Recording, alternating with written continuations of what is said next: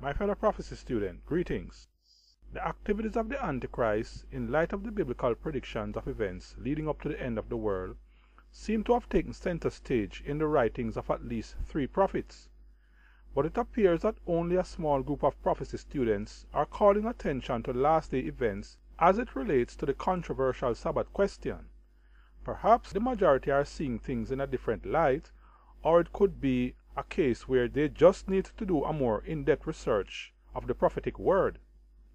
I guess most of those who are discounting the Sabbath issue as having any end-time significance are doing so due to a bias towards Sunday observance. But everyone is entitled to have a bias towards one viewpoint or the other, so having a bias is not necessarily bad.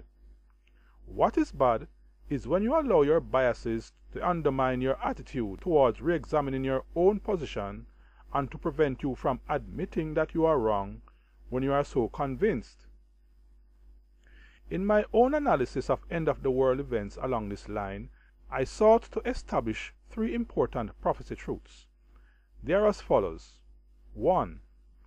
The binding obligation of the Sabbath in the last days. 2. The Antichrist enmity towards the 10 Commandments. And 3. The Antichrist attempt to supplant the 7th-day Sabbath.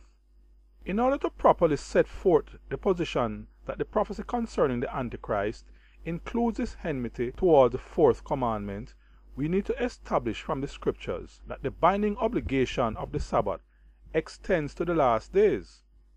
The countdown of end-of-the-world events in Matthew 24 is one of the most studied prophecies in the Bible.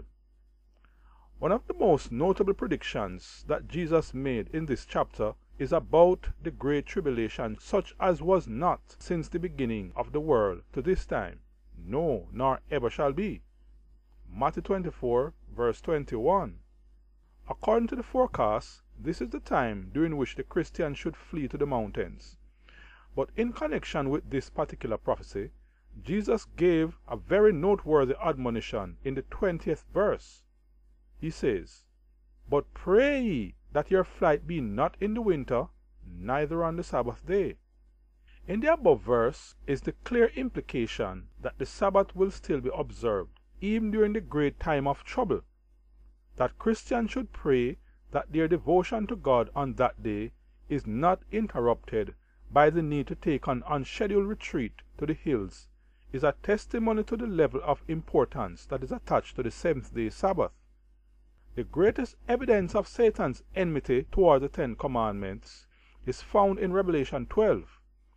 In his countdown of end-of-the-world events, the prophet John declared, "And the dragon was wroth with the woman, and went to make war with the remnant of her seed, that keep the commandments of God, and have the testimony of Jesus Christ."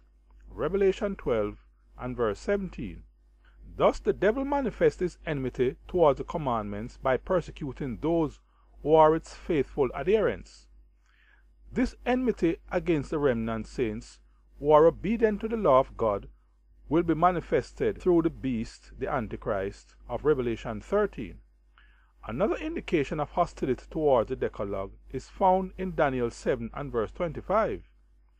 Speaking of the little horned king, the Antichrist, the prophet Daniel says, "He shall think to change times and laws." Furthermore, in chapter 11, the prophet went on to say that this same individual under the name King of the North will have indignation against the Holy Covenant. Daniel 11 and verse 30. The Holy Covenant here mentioned is a clear reference to the law of God as written on 2 tables of stone. See Deuteronomy 5 and verse 3 and Hebrew 9 and verse 4 to confirm that fact. From the above scenario, we can see the clear implication for the Sabbath commandment. Since the prophecy about the Antichrist is essentially about how he will get the world to worship him, we can hardly isolate it from the issue of Sabbath worship. Here is the reason for this proposition. The sole purpose of the Sabbath is to fellowship with God and to honor him as our Creator and sanctifying Redeemer. Exodus 31 and verse 16 and 17, Ezekiel 20 and verse 12 and 20.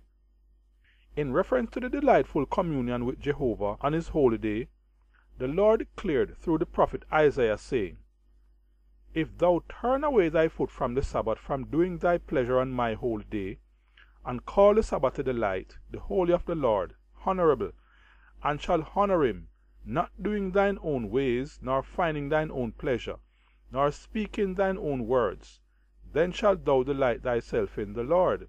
Isaiah 58, verses 13 and 14. In the countdown to the end of the world, across the parallel prophecies of Daniel and Revelation, it is all about how this end-time enemy of Christ will exalt himself above God and blaspheme his name. What sense would it make to create hostility against God and his laws without wanting to abolish his Sabbath? After all, the Christians who believe in the perpetuity of the Ten Commandments are more known for their Sabbath keeping than anything else. That is what distinguishes them from other Christians. If you're a Sunday keeper watching this video, you should not allow your inclination towards Sunday observance to keep you from investigating end-time prophecy from this angle.